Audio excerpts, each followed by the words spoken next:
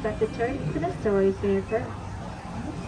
Now some people travel to enchanted worlds through the pages of a book, but others, to do so in person, find the way in to be quite magical.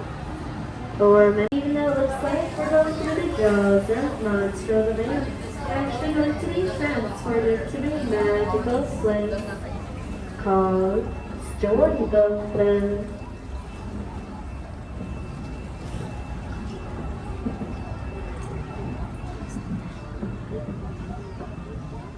And all good fairy tales begins with once upon a time. There once lived a big bad wolf in a cave to her left. He's always asked that those three pigs will never cross the way in those three houses. One made out of straw, one made out of sticks, and one made out of wolf-proof bricks. Our story then takes a strange turn as we come around this corner to a quaint English village where Alice lives. And on one golden afternoon, Alice chased the white rabbit down that rabbit hole into Wonderland. Storybook Land is also home to many wonderful places like London Park, over which Peter Pan, Wendy, John, and my darling first flew over on their way to Neverland.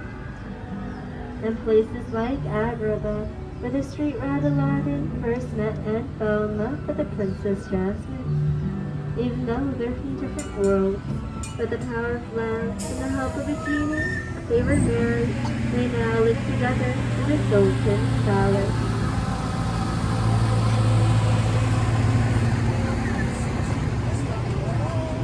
Their love shines bright, just like these lights in the archways above us.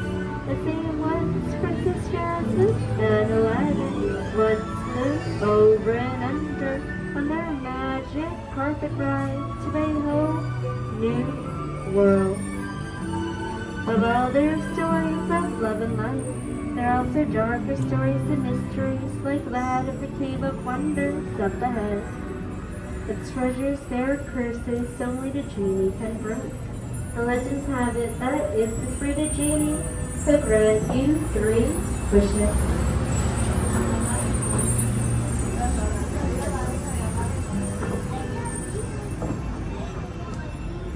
Speaking of wishes, Snow White once made a wish to be safe from the evil queen, and let her take cozy little forest cottage on her right where she met 7 dwarfs.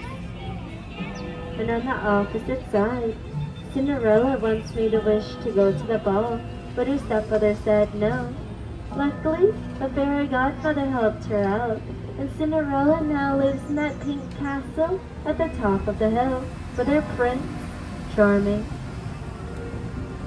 You can still hear the clock chime at 12, and it seems like love really is everywhere in Storybook Land.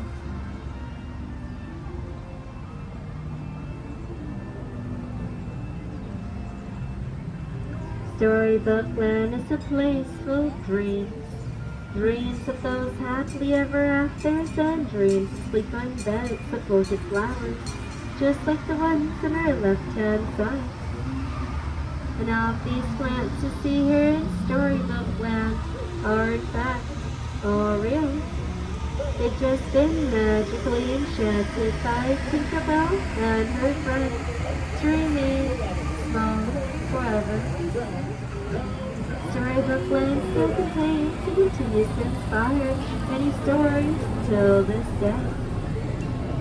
Like that of Mr. Moe, who lives by the water's edge, and his neighbor, Mr. Toad of Toad Hall.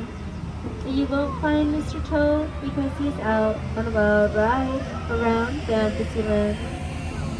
And up ahead is the kingdom of Arendelle, where sisters Elsa and Alma live. There, they discovered something even more powerful than Elsa's ice magic, the power of love. And across the riverbed is the Alpine village, where the woodcarver Geppetto lives with his puppet Pinocchio. He made a wish for his puppet to become real. That wish was granted by the blue fairy. Now, there's only one more wish left to be told, And that's a wish made by one little mermaid named Ariel. Ariel made a wish for her life on land, and she now lives in the castle where her life returns to earth. Her story began in the underwater city of Atlantis, which you might be able to see where the gaps of that waterfall. As her story comes to an end with all these happily ever after, I do ask that everybody please remain fully seated with those hands, arms, and fingers